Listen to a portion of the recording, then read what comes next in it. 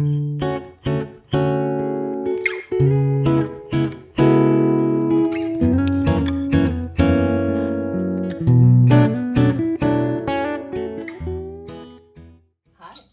welcome to Mindful Movement with Melissa. If you haven't been with me before, I want to remind you that our bodies are built very much like this toy, and we're very squishy and elastic, and our bones are floating like this. I've got more videos where I talk about this some more. That's a quick little summary. We're going to be focusing on the hip today. Don't worry about Mr. Bones. He's had some head trauma. He's a little janky up there. I want to remind you, if you don't already know this, that mostly what's happening in the hip is we have this humerus, and at the top is this knob that rolls around in the pelvis, and this, of course, is the pelvis, which is one piece and connected to the spine in the back. Now, what we're going to do today, I've got other videos about the hip. We're going to be standing. You will need a wall or a countertop or a door handle, something to hold on to just to make sure. It looks easier than it is when you do it. So I encourage you to jump in with me. We're going to be standing somewhere near a wall. I prefer that you're barefoot if you can be barefoot so you can really feel your feet on the floor, but if that's not accessible to you and you're in a hurry, keep your shoes on. But feel your feet connected to the floor. We're going to start with 3 breaths. So here we go. Breathing in and out. In again and out. And one more breath. Breathing in and out. So if you do nothing else, I encourage you to take a moment during the day to give yourself those 3 breaths. Bring your heart rate down. Give yourself a little peace. Okay, so most of us spend a lot of time either sitting or walking, and we don't walk backwards, and we don't move our hips in a lot of directions. So a lot of us have a lot of hip pain or tension.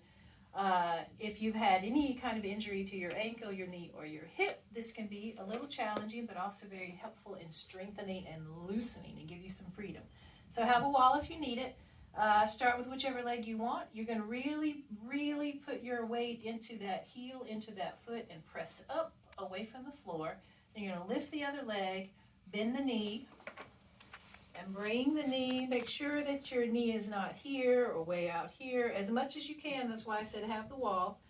Is keep that knee next to the other knee like this. And you're going to flex your foot. I can turn maybe so you can see better this way. You're going to flex your, don't be just hanging out. I want you to flex your foot, flex your knee, push into the floor with the other leg. You're going to be engaging a lot of muscles on this side. It's going to strengthen the stabilizers and everything here. And then stand up really tall. Use the wall if you need it. You can stand this way too if you want to. So you may already notice a lot of different sensations. Now what we're going to do with this before you get too tired, if you do get tired or it's cramping, let it go, shake it out, come back. Here we go. So foot on the floor, really pressing, flexing foot, flexing knee, and keeping this knee here. Now you're just going to roll. You're just going to think about this hip, this rolly thing in here, rolling in as far as you comfortably can. Notice how everything starts to collapse. Press into that foot, standing foot. Rolling in, keep going as far as you can, and then rolling out. And once you get to here where you're straight, keep going. See how far you can comfortably go. Keeping the knees together, pressing into the supporting leg, and then coming back. Now gently come out so we don't get all crampy or hurt anything. Shake it out.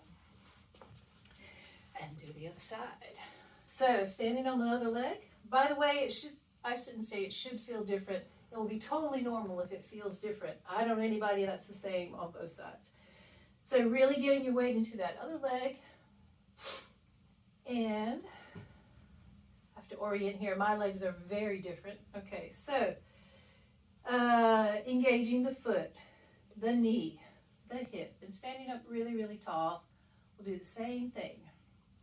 So knees are together, rolling in, pressing into that supporting foot. Keep going. And if you can't go as far as I go, that's fine. If you can go further, wonderful. Just do what you can do. I'm wobbly, right? So don't be afraid to wobble.